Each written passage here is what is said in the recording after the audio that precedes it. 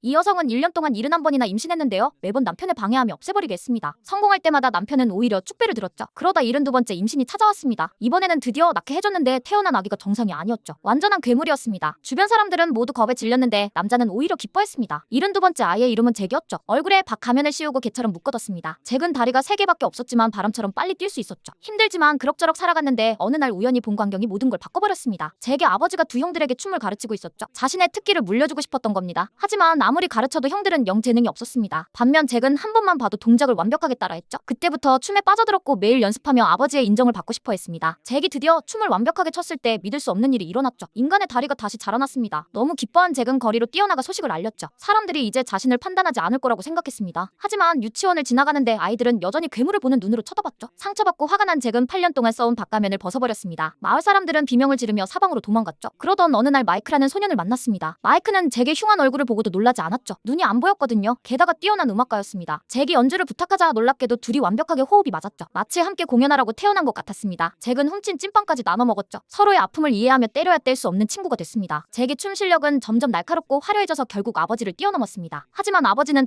자랑스러워하기는커녕 질투만 했죠. 자신의 기회를 이어받은 게 괴물이라는 걸 받아들일 수 없었던 겁니다. 그래서 잭이 춤추는 걸 막으려고 했습니다. 5년 후 잭과 마이크는 청년이 됐습니다. 잭은 여전히 왜 괴물로 태어났는지 몰랐지만 한 가지 알아챈 게 있었죠. 춤을 출 때마다 몸이 조금씩 인간으로 변한다는 겁니다. 어느 날 잭은 마이크를 빌린 무대로 데려가서 공연했습니다. 둘의 공연이 너무 좋아서 마을 사람들도 덩달아 춤을 추기 시작했죠. 잭의 명성이 순식간에 퍼져나갔습니다. 이제 아버지의 공연을 보러 오는 사람이 없어졌죠. 아버지의 마지막 몇 명 남은 팬들도 잭의 공연장으로 갔습니다. 몇 번 더 공연한 후 잭의 몸은 얼굴만 빼고 완전히 인간이 됐습니다. 몇 번만 더 하면 될 것 같았는데 그때 명성이 수도까지 전해졌죠. 황제가 직접 잭을 불러서 공연하라고 했습니다. 단 조건이 있었는데 마지막 춤이 끝나면 가면을 벗어야 한다는 거였습니다. 모든 사람이 가면 뒤에는 엄청난 미남이 있을 거라고 상상했죠. 만약 괴물이 나온다면 그 자리에서 없애버린다는 조건이었습니다. 이 소식을 들은 잭의 아버지는 속으로 기뻤습니다. 정확히 자신이 원하던 결말이었거든요. 그래서 잭 대신 승낙해버렸습니다. 다음날 아버지는 그림자에 숨어서 잭이 압박감에 무너지기를 기다렸습니다. 하지만 잭은 한치의 실수도 없었죠. 오히려 점점 더 완벽해져 갔습니다. 춤을 추면서 잊었던 과거의 기억들이 되살아났고 드디어 진실을 알게 됐습니다. 아버지가 춤의 왕이라는 지위를 지키기 위해 저주받은 가면과 거래를 했던 거였습니다. 그 대가는 아내의 72번의 임신이었죠. 잭은 마지막 제물로 선택됐고 태어나기도 전에 영감과 맞바꿔진 겁니다. 괴물로 세상에 나올 운명이었던 거죠. 춤이 끝나고 잭이 가면을 벗자 생애 처음으로 인간의 얼굴이 나타났습니다. 하지만 진짜 문제는 지금부터였죠. 아버지가 이런 잭을 그냥 놔둘 리가 없었거든요. 결국 이 모든 게 아버지의 탐욕 때문이었는데 과연 잭이 진짜 자유로워질 수 있을까요? 때로는 가장 가까운 사람이 가장 큰 적이 되기도 합니다. 하지만 잭처럼 끝까지 포기하지 않으면 저주도 이길 수 있다는 걸 보여준 거죠.